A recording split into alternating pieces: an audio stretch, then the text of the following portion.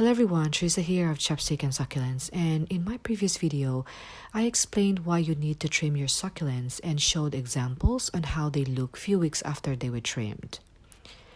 Today, let's talk about when is the best time to trim them and why, and also I'm going to show you how to properly do it. The best time to trim them is during late winter or early spring because they're still dormant or they're not actively growing. There are a lot of advantages when you prune them at this time.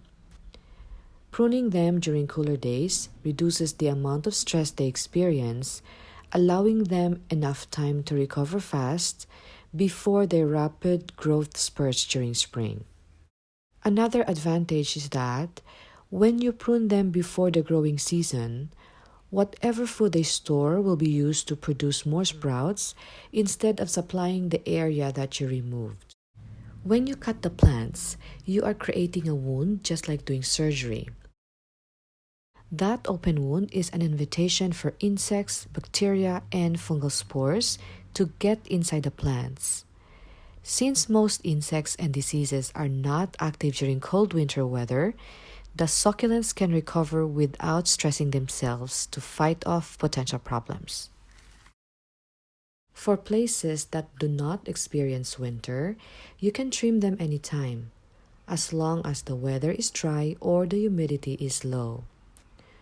Obviously, you don't trim them during rainy season or when it just rained a night prior, because the moisture from the environment or water can drop on the wound and can make the plant susceptible to diseases and insects.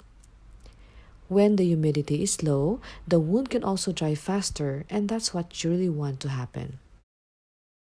When you trim, you will need some equipment. You will need gloves, especially when you cut succulents with sticky whitish sap like this fire stick. Be very careful when handling these types of plants because the sap coming out from the branches can irritate your eyes and skin. To trim, you do not just pinch it with your nails or just turn and twist and break the branches. You need to create a nice clean cut, therefore you need to use the proper tool. You need to use sharp, clean pruning shears to make the job easier and prevent damage. To clean your pruning shears, you need to soak it in water with a teaspoon of bleach. A clean tool will ensure that the plants are not exposed to bacteria or pests. When you cut, make it at a 45-degree angle.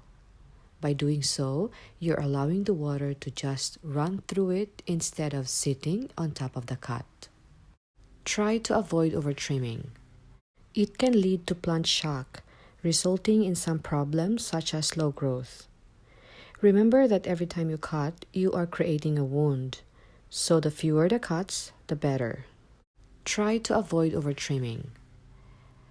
To remind yourself not to cut too far, apply the rule of thirds.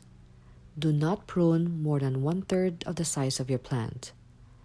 Sometimes you have to make your own discretion too, especially when the plant has grown too long, then you might need to trim more. You can also train them to grow towards the direction you want by cutting just above the leaf that points to that direction.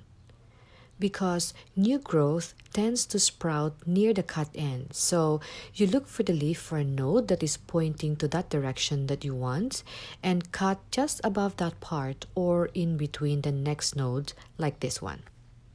I hope you learned a lot from this video today, and if you're interested to continue learning, please don't forget to subscribe. And today I have some good news. Our channel finally reached 10,000 subscribers. And as a way of saying thank you, we are giving away free ebooks. Just click on the link in the description below and collect your freebies.